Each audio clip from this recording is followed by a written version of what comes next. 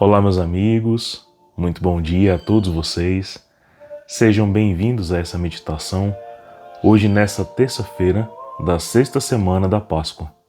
Como falado ontem, essas últimas 2 semanas da Páscoa, a sexta e a sétima, o Senhor Jesus nos prepara para uma breve despedida, na qual Ele sobe aos céus, se consolida toda a obra na igreja por meio do Espírito Santo, dos sacramentos instituídos, pois depois de celebrar uma vitória concreta de Cristo sobre a morte e o pecado, o homem tem agora o legado, de fazer o mesmo aos homens, de continuar dando aos homens a graça da fé, da palavra, da tradição, dos sacramentos, de reconduzir os corações para esse Cristo que salva, que liberta, que é capaz de renovar todas as coisas.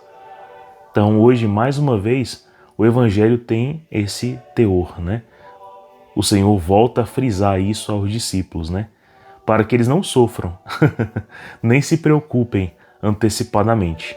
E para ilustrar isso bem, a primeira leitura também dá um exemplo de Paulo e Silas, como alegre, vigoroso, constante deve ser o anúncio dessa vitória tão grande que Cristo alcançou para todos os homens. Então rezemos, pedindo ao Espírito Santo que também nos conduza, também advogue por nós, pois precisamos neste mundo viver o que é próprio deste tempo, sermos conduzidos pelo Espírito Santo, abandonar plenamente o pecado, ter plena ciência da ressurreição em Cristo e dar essa alegria ao nosso próximo por meio do testemunho e, se possível, palavras. Então estamos reunidos em nome do Pai, e do Filho, e do Espírito Santo. Amém. Senhor Jesus, aqui estamos na Tua presença e vos pedimos a graça, Senhor, de ter a nossa vida plenamente conduzida por vós. Que Teu Espírito nos inspire palavras melhores, atos mais constantes na fé, um coração mais voltado para Ti e para o próximo. Dá-nos um coração que não pensa na vingança, nem no ódio, nem no medo, nem na inconstância, nem na fragilidade de nossas paixões. Dai-nos, Senhor, uma reta intenção de vos amar verdadeiramente, como é digno que o Seu nome seja louvado por nossas vidas. Te pedimos isso por intercessão da Virgem Maria Santíssima. Ave Maria, cheia de graça, o Senhor é convosco. Bendita sois vós entre as mulheres.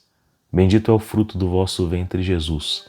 Santa Maria, Mãe de Deus, rogai por nós, pecadores, agora e na hora de nossa morte. Amém. Permaneceremos reunidos em nome do Pai, e do Filho, e do Espírito Santo.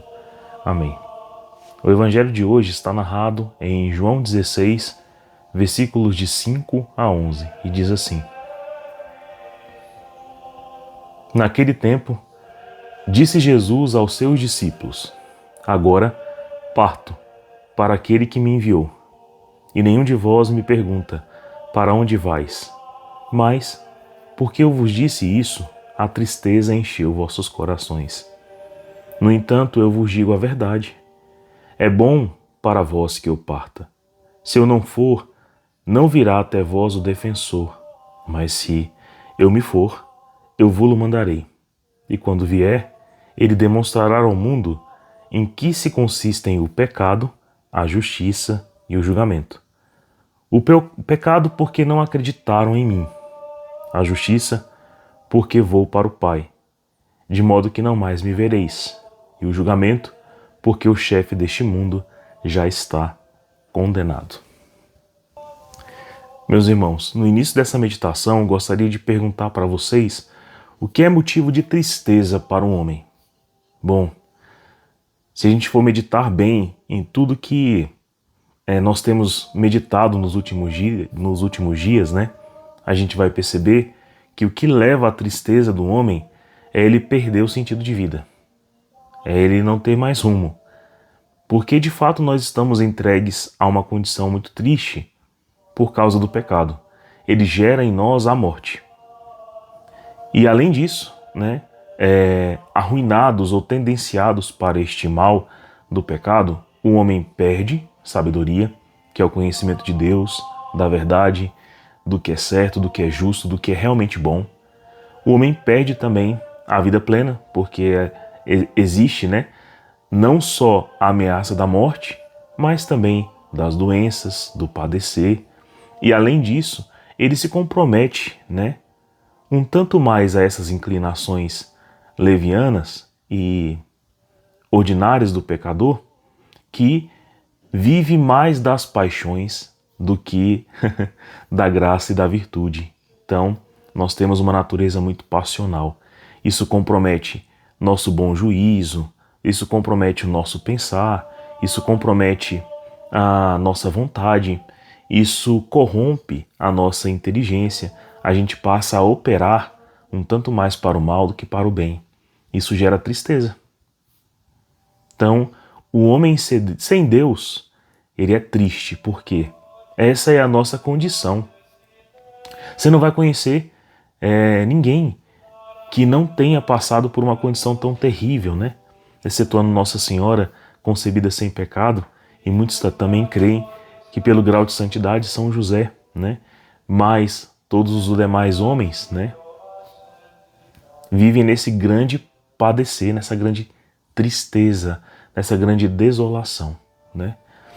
Então, quem salda o coração humano para dar-lhe alegria, para dar-lhe repouso, como Santo Agostinho falou, para dar-lhe contentamento, como a Virgem Maria diz: minha alma engrandece o Senhor, meu espírito exulta de alegria em Deus, meu Salvador. É Deus, né? Então, o repouso de Santo Agostinho é Deus, a alegria da Virgem Maria é Deus, né? O sorriso de São Felipe Neri, que meditávamos ontem, é Deus. Então, a nossa alegria é Jesus. Por isso, essa partida, né, de Cristo, ressurrecto, para o céu, gera no coração dos discípulos aquela insegurança. Meu Deus, como será isso? Porque nós experimentamos a vida, né, plena em Cristo. Sim, tivemos um início árduo, difícil, éramos desobedientes, não queríamos crer, mas nossos olhos viram, nossos ouvidos ouviram, nosso coração passou a crer. E crer tanto que Jesus também deu a graça de que eles testemunhassem a ressurreição por nós, por todo o porvir da igreja, por todos aqueles que não estavam lá, mas vivem a graça da fé hoje, né? Então, imagine, depois de tanta graça, né, concebida nas suas vidas, de realmente, finalmente, né, perceber: eu sou feliz, eu tenho sentido de vida, eu tenho um propósito de vida, o Senhor anunciar isso, né, que o motivo daquela alegria iria ter uma partida breve, iria voltar aos céus, né? Mas isso era necessário. Então, de fato, Jesus fala aqui sobre isso, no versículo 6. Mas porque vos disse isso, a tristeza encheu vossos corações. Só que a tristeza, né, ela é real se nós estamos apartados plenamente de Cristo, separados plenamente de Cristo. Mas ela não é real se Cristo está conosco, né, de alguma maneira. E é por isso que Jesus, então, promete já esse consolo, né? Então, eu parto, né, eu vou para junto do Pai, para junto daquele que me concedeu a vontade de vos salvar, mas mando para vós o defensor, ou o consolador, ou o advogado, né, que é o Espírito Santo Paráclito, para conduzir os homens a manterem-se unidos a Cristo. Isso é tão evidente que a gente percebe na vida da igreja inicial, na vida dos apóstolos e depois dos primeiros padres, dos bispos, dos concílios, da igreja, do povo, que de fato eles eram cristãos, eles eram um novo Cristo, né? Eles estavam realmente unidos a esse Espírito do Senhor, capacitando suas palavras, seus atos, seus corações, e de fato eles amavam a Deus, e demonstravam isso de maneira muito livre, muito disponível, né? E era eficaz, né? Tanto nas palavras como nos atos. Então, de fato, o Consolador vem. O Consolador se faz presente e nos une a Cristo. Então, eu e você não estamos órfãos, né? O Espírito Santo opera em nós essa presença real, substancial de Cristo, por exemplo, na Eucaristia. Então ali Cristo está presente em sua alma, corpo e divindade, plenamente presente, né? Por mais que a gente não possa confiar plenamente nos sentidos, a fé ilumina o milagre acontecido, né? Que não é mais pão, é a carne do Senhor, que não é mais vinho, é o sangue do nosso Senhor Jesus, né? Vivo, real, presente, vivo. Então, isso traz então essa noção de que nós não temos motivo para a tristeza. A salvação foi concedida aos homens, de fato o homem pode ressuscitar em Cristo, ele pode abandonar os pecados, ter uma plena consciência, como fala o Senhor a partir do versículo 9, mas ele está presente. É ele quem faz o coração do homem alegre.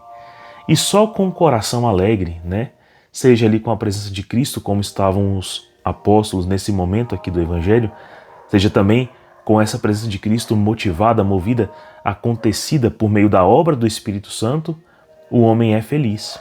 Porque se não for feliz, né, se não estiver realizado, sua consciência não se torna desperta, né? Sua alma não se torna alerta, viva o suficiente para essa alegria, né? Para essa esperança, para esse amor ardente e incandescente que a fé pode promover.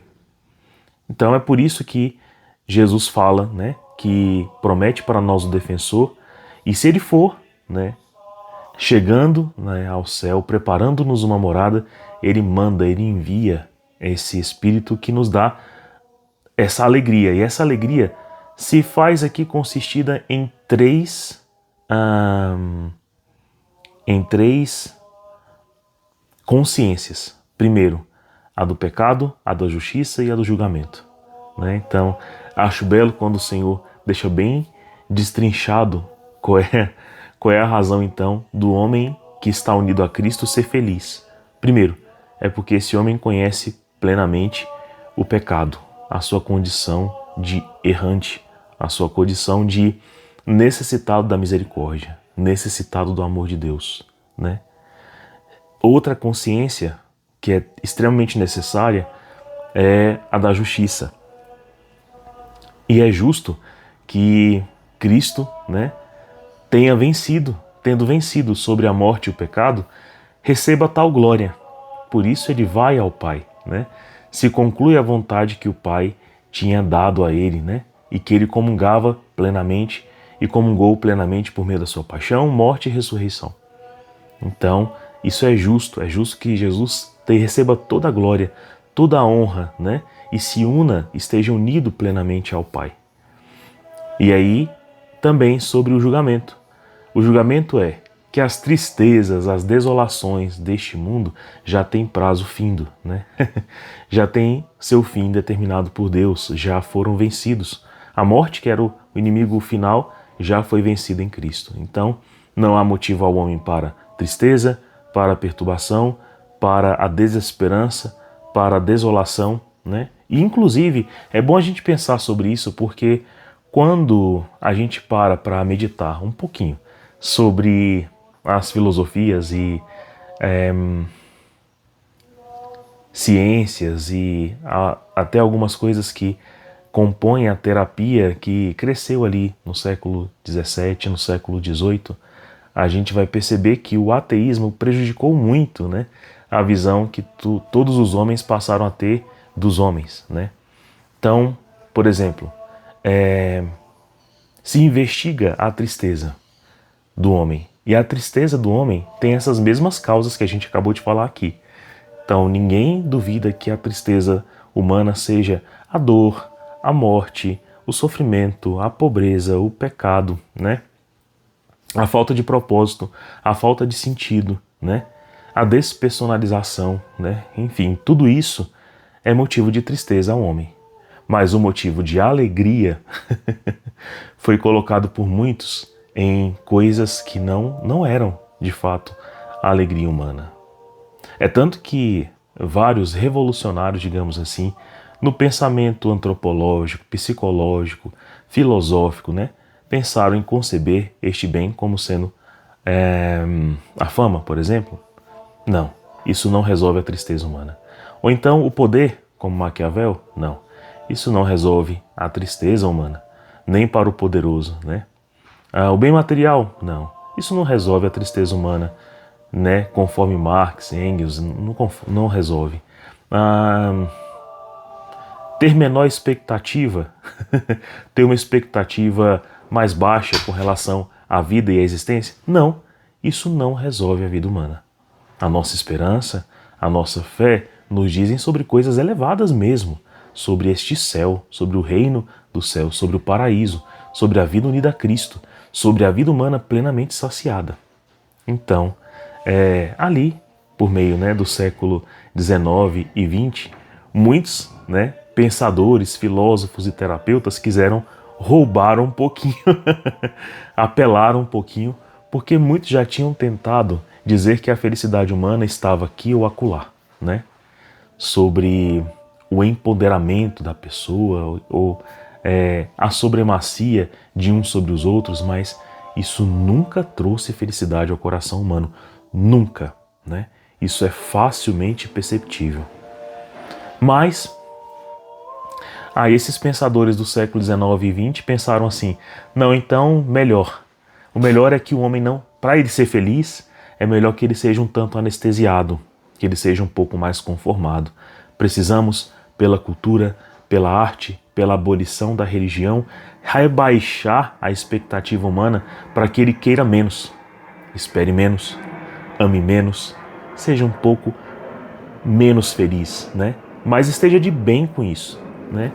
Daí surgem algumas filosofias como a existencialista, né? A nihilista, onde o homem vai se acalmando, abrandando aquela natureza dada por Deus para aspirações elevadas, né? Já Jesus nos lança fogo, nos lança esperança de uma maneira muito contundente. Lançai os vossos corações, elevai os vossos corações ao alto, né? Mirai bem alto, mirai no meu coração, né? Queiram sim a felicidade, a realização plena, e isso é possível. Possível em quem? Em Jesus. Porque neste mundo há vez de ter aflições. Coragem, eu venci o mundo, esse mundo é vencido. E ele fala isso aqui no versículo 11. O julgamento é este, que o chefe deste mundo já está condenado. Seja todas as coisas meramente mundanas e apartadas de Deus, ou que têm por princípio um conceito ateísta, já não vão conceber a possibilidade de realizarem um homem plenamente, de fazerem um homem feliz. Está condenado, né? Ou seja, o homem que pensa em apartar-se de Deus e se saciar em coisas deste mundo, ele já se condena. Por quê?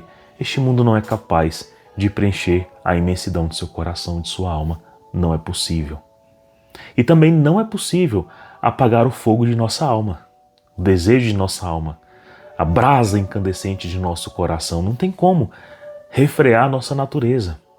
Natureza essa que Deus nunca revogou da gente, né?